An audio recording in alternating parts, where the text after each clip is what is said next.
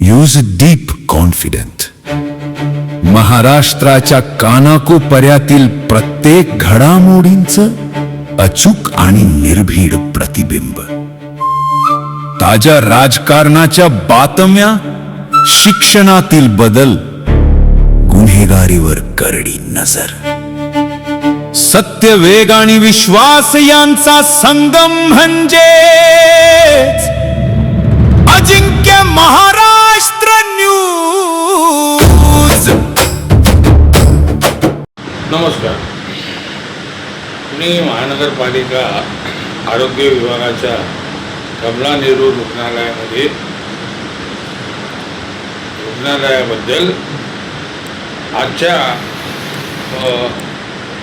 पेपरमध्ये काही बातम्या आल्या की कमला नेहरूमध्ये 25 डॉक्टर आले. कमला नेहरूमध्ये सगळ्या प्रकारचे आता औषधोपचार सर्वसामान्य होत आहेत. परंतु अजूनही कृष्णा लॅबवाल्यांनी कुठल्याही पद्धतीचे दरपत्रक लावलेले आढळून येत नाही.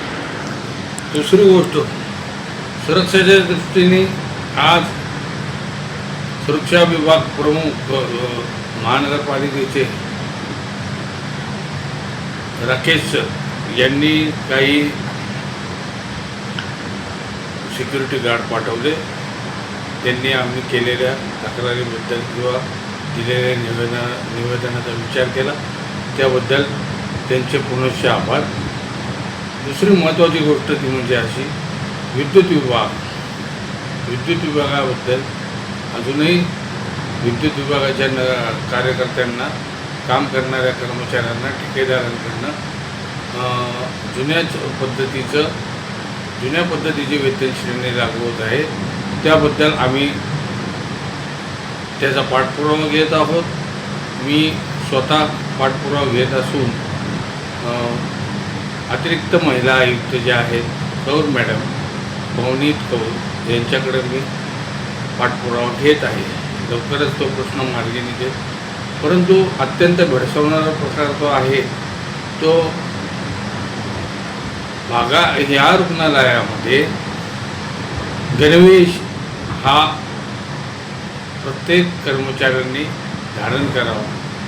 म्हणजे ठेकेदार पद्धतीचे असो किंवा कायम स्वरूपाचे असो, त्यांना गणवेशाची सक्ती असावी.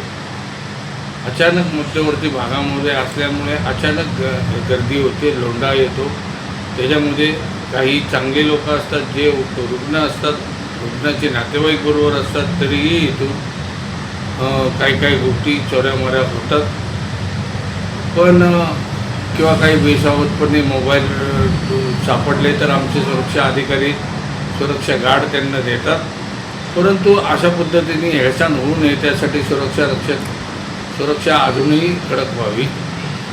पाण्याचे नियोजन व्हावे. संपूर्ण हॉस्पिटल यांच्या पाण्याचे नियोजन व्हावे आणि अशा प्रकारे आम्ही ह्याला सतत पाठपुरावा घेत आहोत. आज तो पाठपुरावा आम्ही घेणारच. याबद्दल निर्विवाद सत्य राहील. बाकी गोष्टी पुढच्या विभागामध्ये आम्ही आपणासमोर मांडू इच्छितो. मी संजय धर्मे, पुणे जिल्हा संपर्क प्रमुख, माहिती अधिकार व पत्रकार संरक्षण समिती. जय हिंद.